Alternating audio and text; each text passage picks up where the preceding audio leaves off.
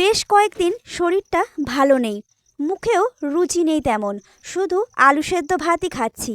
তাই আজ শিম দিয়ে এই ভর্তা বানালাম। অসাধারণ লাগলো। তোমরাও এইভাবে বানিয়ে দেখতে পারো। প্রথমে শিমের গায়ে যে আঁশ থাকে দুই দিক থেকেই খুব ভালোভাবে ফেলে দিয়েছি। তারপর সুতো দিয়ে বেঁধে নিয়েছি যাতে খুঁজে পেতে সুবিধা হয়। সাথে একটা আলুকে দুই টুকরো করে নিয়েছি। এরপর ভাতের মধ্যেই সেদ্ধ করে নিয়েছি। একটা কড়াইতে জিরে শুকনো লঙ্কা ভেজে নিয়েছি, সাথে একটু পেঁয়াজ কুচিয়ে নিয়েছি, আর কয়েকটা বড়িও ভেজে নিয়েছি।